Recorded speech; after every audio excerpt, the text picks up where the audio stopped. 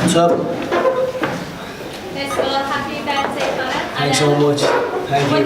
What did you make of the atmosphere tonight? Oh, absolutely amazing. London so close to home, so many Irish people came out to support me. And then of course the London and England people, they're big boxing fans and big fight fans, so we always knew this stop was going to be a great stop. Connor, do you feel that over the 4 days that a lot of people feel like you won the 4 rounds? Do you feel like you've managed to get under his skin during that time? I think it's look. It became something different than before, right? Like a battle, almost like a verbal type of battle, when people were scoring it. And I kind of wasn't really anticipating something like the way it was, something like that, back and forth. But I think if we are going to do that, then fuck it, let's do it. I smoked them 4 rounds. I think the first round on the first stop, they set me up. No music, told me nothing.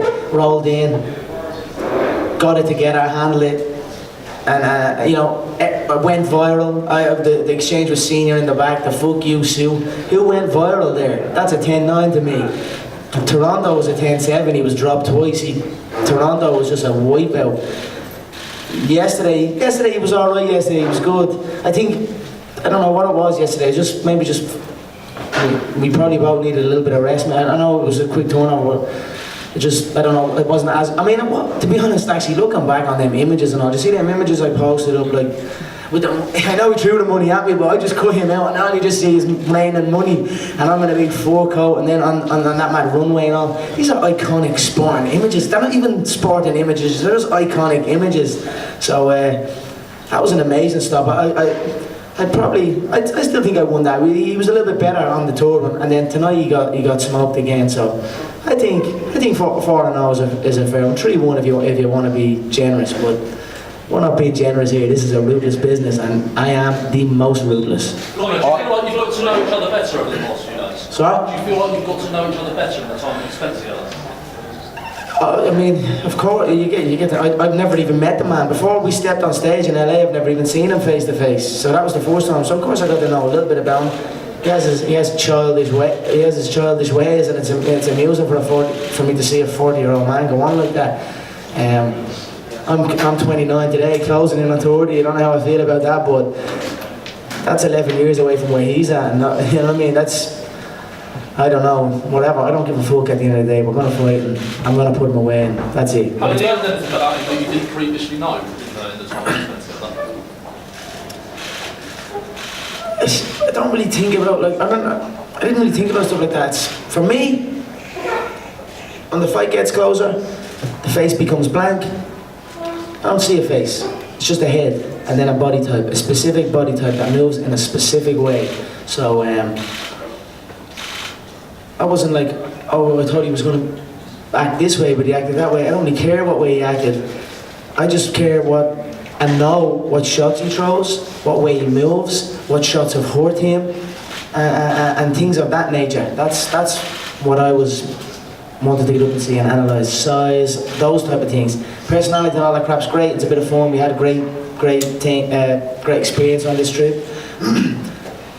The fight's the fight though at the end of the day, and that's the beautiful thing about this game. You can say pretty much anything. You've got the answer for it. In a lot of other worlds and a lot of other games, you can say what you want, and then people say stuff about each other, and then there's no date. There's no date to settle it. The beautiful thing about the fight game is we say what we want, we build it all up, and then there's a date where you've got to come and answer that. I'm ready August 26th to go and answer that. Floyd come up here earlier on and said he got overstepped the line last night and said some things he shouldn't have. Is that fair? But also, was he any different tonight? I think, look, you can be fooled by him if you want to be fooled by him. I mean, you know the man's character, you know his history. He's trying to sway the people in his favour. I think it was a cheap move in my opinion. I was trying to address something in my own little way, but whatever. It is what it is. I had fun up there last night. If he feels disrespected, well, he's an idiot, and then fuck him as well. Connor, there were... Can you address those accusations of racism? Sorry?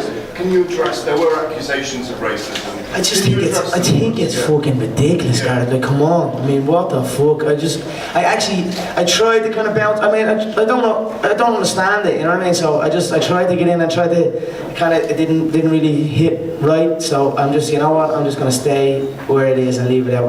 I know who I am as a person. I think most realistic people can look and know that themselves. So I don't gotta entertain it. He's trying to sway something and trying to talk about disrespecting women and all. Man, what? I don't got to even speak on his past, and I didn't speak on his past. So I thought, if anything, it was a dirty play on his. And he tried to mention something up when we were face to face. I was like, if you play that, it's a bitch move, and you know that. But whatever, it's done now. It's wrapped up. Let's get ready to fight. Conor, you just said there you didn't touch upon some bits of his past. Why didn't you do that? I don't know. Just whatever. But we had fun up there as well, and I don't need to bring certain things up. There was enough for me to have fun with, and whatever. Not trying to put someone's dirty business on. You know what I mean? Whatever. I'm here to fight now, so fuck all that other shit. Okay, so what do you do from now? What you done the press tour? What goes now? My son and my girlfriend are in the hotel now chilling. They just got in, so I'm gonna go play with my little son. Haven't seen him in a couple of days. It's probably stay here tonight, maybe, or maybe fly out. I don't know. And then tonight or tomorrow, fly out to Las Vegas, and that's it. Close doors. Start bringing back in the sparring partners. Start racking up the rounds again, and 6 weeks we fight. Now that you've had 4 encounters with him, is there anything that you've seen in his demeanour that gives you confidence going into the fight? He's a small man. He's in good shape. He's right. The little bastard does look alright for 40. He goes 40, never looks so good. He does look alright for a 40-year-old. Do you know what I mean? Yeah. So he looks alright. I'll give him that, but his frame is just too small. He's got a good jab, good lead hook, good check hook, good right hand, good pulls, good dips. In my opinion, his in and outs is not great. He's a little bit flat. I think when he comes up against my style, he'll find trouble in it with the way he approaches his fights. But what I took from it is, when I come face to face with men, I can tell by looking at their facial structure. And I can tell with them all, I fought many a man under many a rule set, from all rule sets. And we come face to face all the time, big Eastern European motherfuckers and all. I'm looking at their skull, and I'm like, it's going to take me a few smacks to put this man away. Even the Diaz 2 one, when we came face to face second time, because he knew the weight was going to be 170 instead of 155. He got bigger on the time off. So when the rematch schedule came closer, and his head was like, boom. I was like, this guy's going to take some smacks off me. When I met Aldo, undefeated, pound for pound, all this other shit. Well, I just looked at the head. I was like, I know you're good. I know you're this and you're that. You're not going to take the smacks off me, and that's it. You're going to fall. And it took one shot to make him fall. Eddie Alvarez even as well. Not going to take the shots. Didn't take the shots. Floyd is definitely not going to take the shots. I'm telling you, the legs and the core and the stability in his butt, it doesn't support him against this animal. And I'm telling you that he is in over his head with this. He does not know what he's got himself into. That's why I said to Ellaby, because I like the Ellaby. It falls on your shoulders. You brought him back in here. You didn't manage him and help him manage his money correctly. Now he has to take this fight, and it's against an animal like me, a young, rootless, vicious animal. There's many people in the boxing community who believe that you're a bit crazy, perhaps, for making such a bold statement that you could have knocked him out before. What's your message to them? Sit back and enjoy the show. And when it's all said and done, don't ever fucking doubt me again. Have you felt the energy shift this week? From the start of the week, everyone was kind of saying, look, this is Floyd to lose. And slowly, as you've gone to every single press stop, it seems that the people are getting more and more behind you. That question of maybe seems to be easing out much more. Have you felt the energy shift? Yeah, I mean, it's been a little roller coaster of energy, right? It's gone up, it's gone down. People were expecting one thing. The UFC fans were expecting one kind of setup, then it was a different one, then the Toronto one, then it kind of changed up in Brooklyn. It became a fucking fashion show, walk-off type of thing. Then tonight in the ring. It's just been a great roller coaster. I mean, what a time to be a fight fan. Even myself, I'm involved and I'm bang in the middle, but I'm going back after it. I'm looking at all the clips and I'm looking at people's reactions and the debates and seeing the great imagery, the great footage that is captured. I'm just embracing the fact that I am making history here, and this is something that will live on long after I'm gone, and I'm very, very proud of that. Hey, Conor, this is your first fight that you had, and what is that like? And when you talk about these iconic moments, talking to him about that when he's 4, 5, 6 and can actually know what's happening. Yeah. Look, I'm a different man since my son is born. It's a hard one to explain. I don't even know how I'm different. I just feel a little bit different. I certainly have my son in my thoughts constantly when I'm up on stage. I'm a little bit more thinking about things, whereas usually I just don't really think and just act. And then sometimes I enjoy what I've had to do, and then sometimes I regret what I've done. But I'm a little bit more of a thinking man now, I think. But make no mistake, my son is great motivation for me to go on and do this and to keep doing this. Like, I'm doing this for my son's future.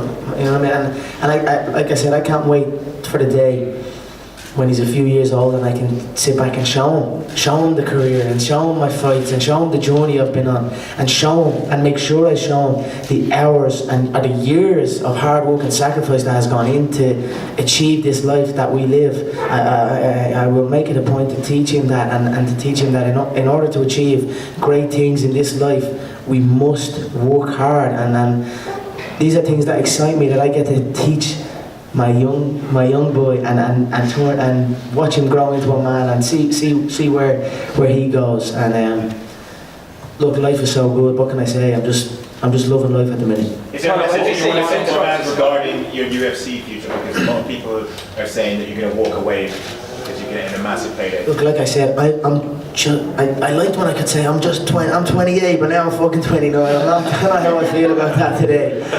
But look, I'm just turned 29.